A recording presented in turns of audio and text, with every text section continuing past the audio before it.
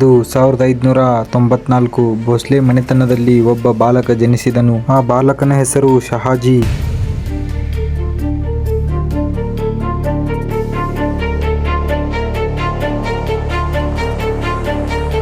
ಅವನ ತಂದೆ ಮಾಲೂಜಿ ಭೋಸ್ಲೆ ಅಹಮದಾಬಾದ್ ನಗರ ಸುಲ್ತಾನ ಸೇನೆಯಲ್ಲಿ ಪ್ರಮುಖ ಯೋಧರಾಗಿದ್ದರು. ಚಿಕ್ಕ ವಯಸ್ಸಿನಿಂದಲೇ ಶಹಾಜಿ ಅವರಿಗೆ ಕುದುರೆ ಸವಾರಿ, ಕತ್ತಿ ಯುದ್ಧ, ಕೋಟೆ ದಾಳಿ ತರಬೇತಿಯನ್ನು ನೀಡಲಾಗಿತ್ತು. ಆ ಸಮಯದಲ್ಲಿ ದಕ್ಕನ್ ಪ್ರದೇಶ ಸಂಪೂರ್ಣ ಯುದ್ಧ ಭೂಮಿಯಾಗಿತ್ತು.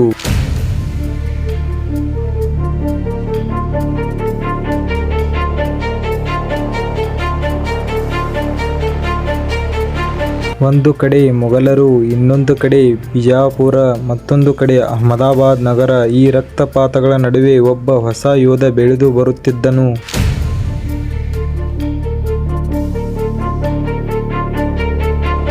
ಮತ್ತೆ 1622 ತಂದೆ ಮಾಲೂಜಿಯ ಮರಣದ ನಂತರ 26 ವರ್ಷದ ಶಹಾಜಿ ಪ್ರಸಿದ್ಧ ಸೇನಾನಾಯಕ ಮಲಿಕ್ ಅಬರ್ನ ಸೇನೆಗೆ ಸೇರಿದರು. ಕೆಲವೇ ವರ್ಷಗಳಲ್ಲಿ ಅವನು ಸ್ಟಾರ್ ಲಷ್ಕರ್ ಎಂಬ ಉನ್ನತ ಹುದ್ದೆ ಪಡೆದನು. ಆ ಸಮಯದಲ್ಲಿ ಅವನು ಯುದ್ಧ ತಂತ್ರ ಎಲ್ಲರನ್ನೂ ಬೆಚ್ಚಿ ಬೀಳಿಸಿತ್ತು. ಅವನು ನೇರ ಯುದ್ಧ ಮಾಡುತ್ತಿರಲಿಲ್ಲ. ಕಾಡುಗಳಲ್ಲಿ ಅಡಗಿಕೊಂಡು ರಾತ್ರಿ ಸಮಯದಲ್ಲಿ ದಾಳಿ ಮಾಡುತ್ತಿದ್ದ. ಶತ್ರುಗಳನ್ನು ಸುತ್ತುವರೆದು ಹೊಡೆದುರುಳಿಸುವ ತಂತ್ರ. ಇದು ಮುಂದೆ ಗುರೆಲ್ಲಾ ಯುದ್ಧ ಎಂದು ಪ್ರಸಿದ್ಧವಾಯಿತು. ಮತ್ತು ಇದೇ ತಂತ್ರವನ್ನು ಮುಂದೆ ಶಿವಾಜಿ ಮಹಾರಾಜರು ಬಳಸಿದರು.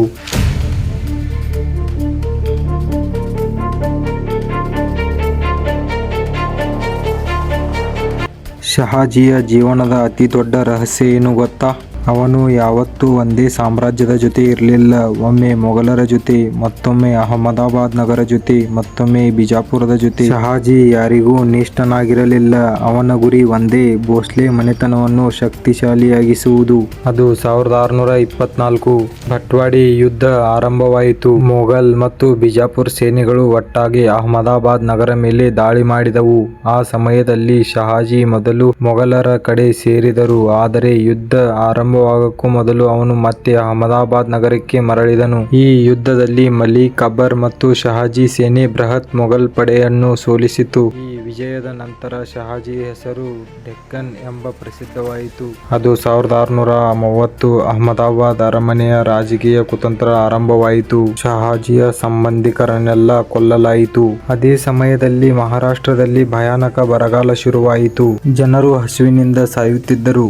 ಗ್ರಾಮಗಳು ಖಾಲಿಯಾಗುತ್ತಿದ್ದವು. ಈ ಗೊಂದಲದ ಮಧ್ಯೆ ಶಹಾಜಿ ಮೊಘಲರ ಜೊತೆ ಸೇರಿದರು. ಆದರೆ ಅವನಿಗೆ ನೀಡಿದ್ದ ಜಾಗೀರ್ಗಳನ್ನು ಕಸಿದುಕೊಂಡಾಗ ಅವನು ಮತ್ತೆ ಬಂಡಾಯ ಎಂದನು.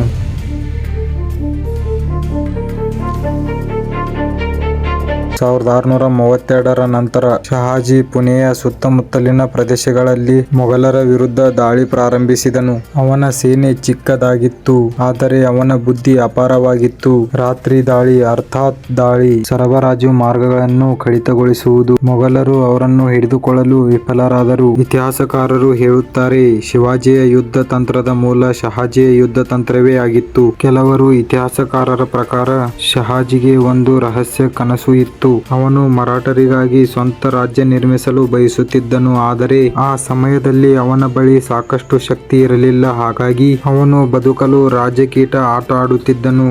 ಆದರೆ ಒಳಗೆ ಅವನು ತನ್ನ ಮಗ ಶಿವಾಜಿಗೆ ದಾರಿ ಮಾಡುತ್ತಿದ್ದನು. 1638 ವಿಜಯಪುರ ಸೇನೆ ಬೆಂಗಳೂರು ಪ್ರದೇಶವನ್ನು ವಶಪಡಿಸಿಕೊಂಡಿತು. ಈ ಜಯದ ನಂತರ ಬೆಂಗಳೂರು ಜಾಗೀರ್ ಶಹಾಜಿಗೆ ನೀಡಲಾಯಿತು. ಆ ಸಮಯದಲ್ಲಿ ಬೆಂಗಳೂರು ಒಂದು ಸಣ್ಣ ಕೋಟೆ ನಗರವಾಗಿತ್ತು. ಆದರೆ ಶಹಾಜಿ ಅದನ್ನು ಬಲವಾದ ಆಡಳಿತ ಕೇಂದ್ರವನ್ನಾಗಿ ರೂಪಿಸಿಕೊಂಡನು. ಅವನು ಕೋಟೆಯನ್ನು ಬಲಪಡಿಸಿಕೊಂಡನು, ಸೇನೆ ಹೆಚ್ಚಿಸಿದನು ಮತ್ತು ಬೆಂಗಳೂರು ಪ್ರದೇಶವನ್ನು ಬಹುತೇಕ ಸ್ವತಂತ್ರ ರಾಜ್ಯದಂತೆ ಆಡಿದನು. ಕೆಲವರು ಹೇಳುತ್ತಾರೆ, ಶಹಾಜಿ ಬಯಸಿದರೆ ಅವನೇ ರಾಜನಾಗಬಹುದಿತ್ತು. ನಂತರ 1642 ಶಹಾಜಿ ಮತ್ತು ಬಾಲಕ ಶಿವಾಜಿ ಬೆಂಗಳೂರಿಗೆ ಬಂದರು. ಶಹಾಜಿ ತನ್ನ ಮಗನಿಗೆ ಹೇಳಿದನು, ಶತ್ರುವನ್ನು ಬಲದಿಂದಲ್ಲ ಬುದ್ಧಿವಂತಿಕೆಯಿಂದ ಸೋಲಿಸು, ಕೋಟೆಗಳನ್ನು ಗೆಲ್ಲು, ಜನರ ಮನ ಗೆಲ್ಲು. ಈ ಪಾಠಗಳು ಮುಂದೆ ಮರಾಠ ಸಾಮ್ರಾಜ್ಯದ ಅಡಿಪಾಯವಾದವು. ಶಹಾಜಿ ತುಂಬಾ ಬಲಶಾಲಿಯಾಗಿದ್ದನು. ಬಿಜಾಪುರ ಸರ್ಕಾರ ಭಯಪಟ್ಟಿತು. 1644ರಲ್ಲಿ ಅವನನ್ನು ಬಂಡಾಯಗಾರ ಎಂದು ಘೋಷಿಸಲಾಯಿತು. ದಾದಾಜಿ ಕೊಂಡದೇವನ ವಿರುದ್ಧ ಸೇನೆ ಕಳುಹಿಸಲಾಯಿತು. ಆ ಆದರೆ ಶಹಾಜಿ ಯಾವಾಗಲೂ ರಾಜಕೀಯ ಆಟದಲ್ಲಿ ಮುಂದೆ ಇದ್ದನು. ಅವನು ಬದುಕುವ ಕಲೆ ತಿಳಿದಿದ್ದನು. ನಂತರ 1650 ಶಿವಾಜಿ ಪುಣೆ ಸುತ್ತಮುತ್ತಲಿನ ಕೋಟೆಗಳನ್ನು ವಶಪಡಿಸಿಕೊಳ್ಳಲು ಪ್ರಾರಂಭಿಸಿದನು. ಬಿಜಾಪುರದ ಸರ್ಕಾರ ಕೋಪಗೊಂಡಿತು. ಇದು ಶಹಾಜಿಯ ಯೋಜನೆಯೇ ಎಂದು ಅನುಮಾನಪಟ್ಟಿತು.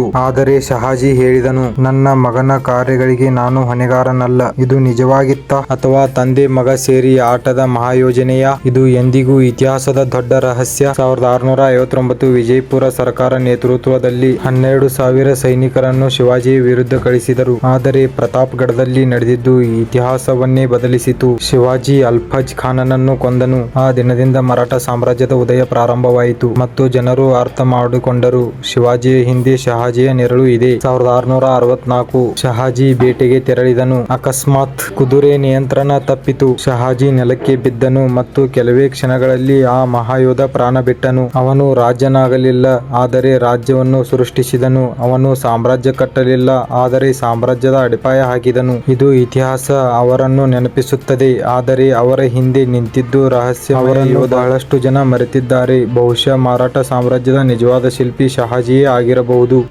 ಈ ವಿಡಿಯೋ ನಿಮಗೆ ಇಷ್ಟವಾದರೆ ಲೈಕ್ ಮಾಡಿ, ಶೇರ್ ಮಾಡಿ ಮತ್ತು ಇಂತಹ ರಹಸ್ಯಮಯ ಇತಿಹಾಸ ಕಥೆಗಳಿಗಾಗಿ ಸಬ್ಸ್ಕ್ರೈಬ್ ಮಾಡುವುದನ್ನು ಮರಿಬೇಡಿ.